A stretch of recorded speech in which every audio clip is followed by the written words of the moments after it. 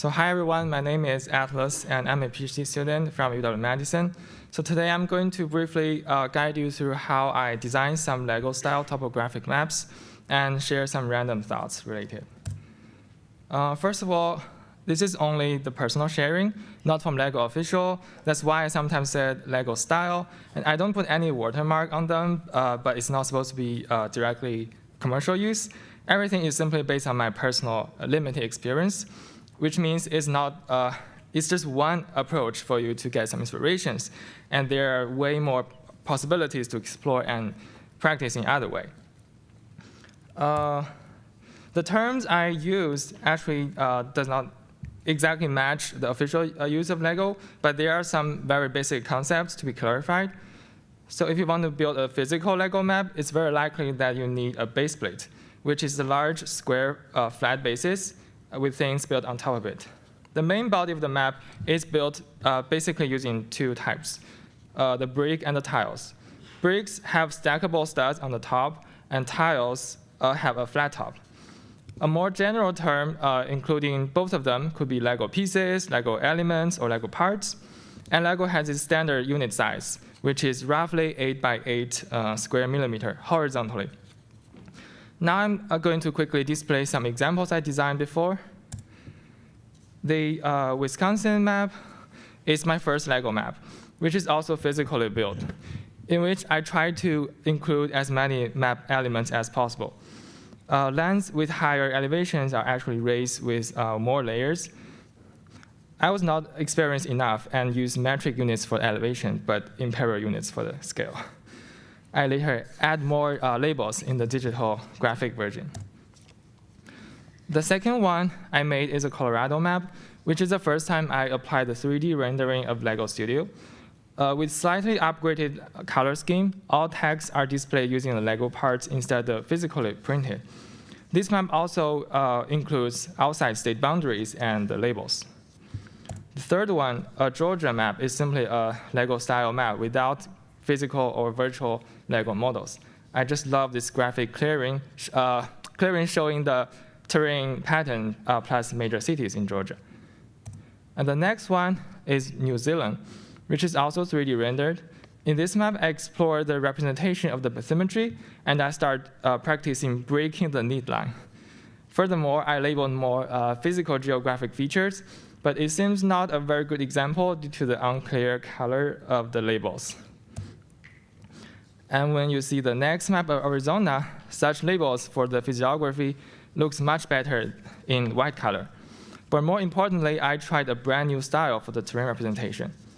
Firstly, it's using tiles instead of the bricks. Secondly, the tiles are square-based, making the surface look more flatter. And lastly, I replaced some of the tiles with the rounded ones.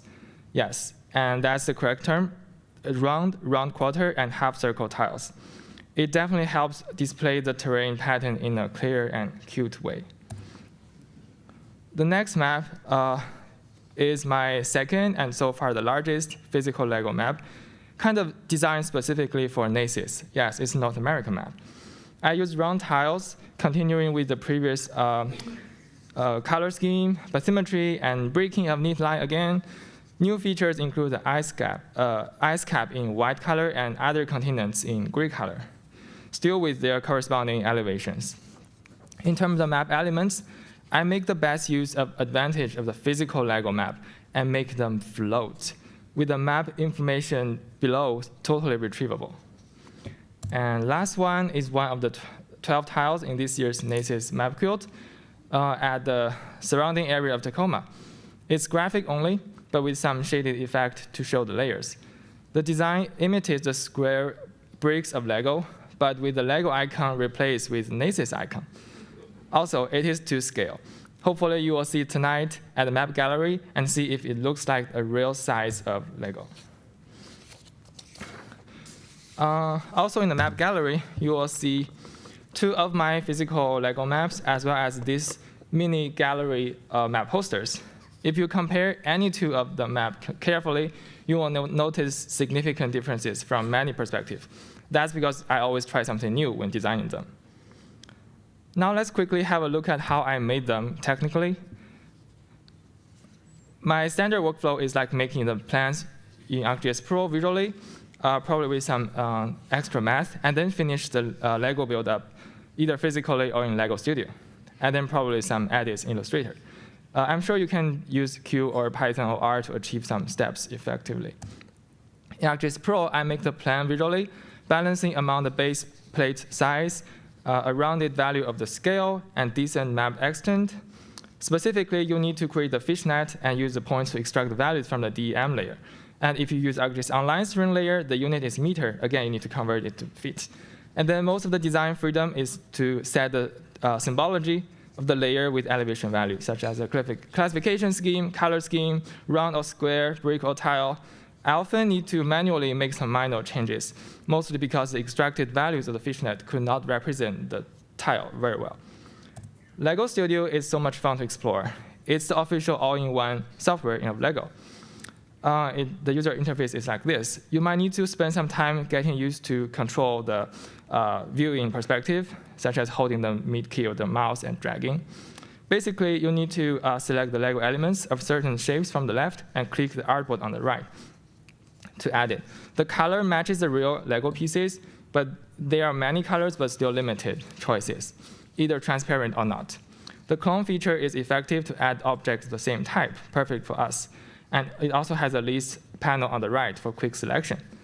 Lastly, you need to spend some time exploring the rendering settings, as it plays an important role in the final export. Now let's move to some random summary based on my personal experience. For the map projection, it made more sense to choose the equal area one, since people can easily understand like the scale 1 by 1 brick represent 10 by 10 square miles. And for the scale, as I mentioned, you can consider these factors. The very nature of Lego mapping is probably such pixelized, low-resolution representation, which could be regarded as a generalization. So if you are making a very small Lego map, it risks in overgeneralization. So I would say manual adjustment is really helpful. There are only few sets of the letters, numbers, and special characters in Lego Studio, even in Lego, which can be used directly for labeling. But other practice is to use the small Lego pieces to form the pixelized text, but it requires much larger space. Sometimes it's just better to directly add your text physically or digitally. For the terrain representation, I tried the 3 styles, but I'm still exploring other ways. For the symbols, maybe line layers are generally much difficult than the points and area layers, but because it's really still too thick to show the linear feature correctly. But still not totally impossible. You can try. And color is limited to choose, especially for the physical ones. And I do need to raise up the potential issue of the color blindness.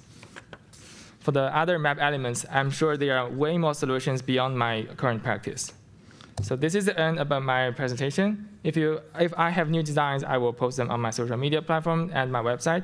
And I'm really looking forward to seeing your own Lego masterpieces. Thank you so much.